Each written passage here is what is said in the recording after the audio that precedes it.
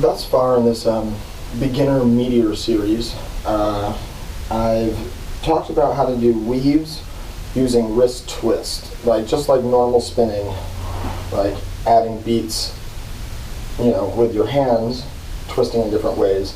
It's the same thing with meteor and one-handed poi, just done at the hand level, so pinky thumb. But there are two other main ways to add beats to your weaves, and they're kind of neat.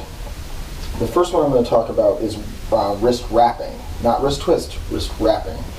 So that's where, say you're doing a 2-beat, and this is very common for people new to meteor to start using just their wrist as opposed to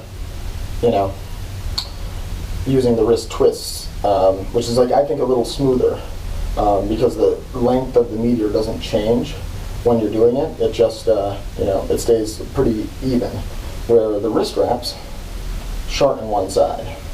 So this would be wrist wraps in a forward weave.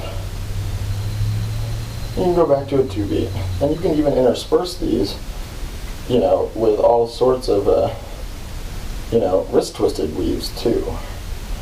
But what I'm doing is mainly, if I'm leading with the thumb, it's going to be the pinky side that wraps. If I'm leading with the pinky, it's going to be the thumb side that wraps. So that's like a general rule. What you can do, and where this gets really useful, is if you choke up to quarter length and then start doing these wrist wraps, you can get a lot of beats in wrapping on your wrist and a different feel than other moves, and even pull off some flowers without doing the wrist wrap version, the wrist twist version. That was the wrist wrap version. And it works the same way in reverse, same deal. But I'm not going to touch on that much more. It's pretty self-explanatory. You can kind of play with that on your own. Wrap on the wrist as opposed to twisting. The other version of, the other way to add beats to a weave is to do infinite hyperloops. So what you're going to do is tangle the body of the meteor around itself. And I actually with meteor, I like to switch my grip so I'm barely holding it, just a few fingers, as opposed to through the whole hand. So I'm going to show you this up close. So when, say I'm leading thumb led 2-beat, when the thumb side crosses to the native, I'm going to put them both outside the hand and twist up a bunch on itself.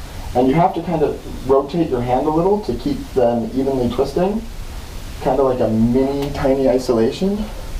But you can add a ton of beats in this method of spinning, and it's kind of cool and really can be a neat effect. But where it really shines is going to be doing flowers and stuff. You can get some really long,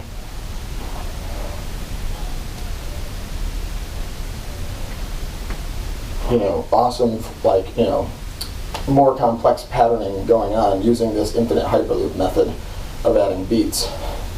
So yeah, adding beats through an infinite hyperloop and through wrist wraps. This would be a failed wrist wrap. It's kind of nice, like a glove. So yeah, hopefully that's been informational. And if you have any questions on that, yeah, let me know. I can get more specific. Thank you. Have a nice day.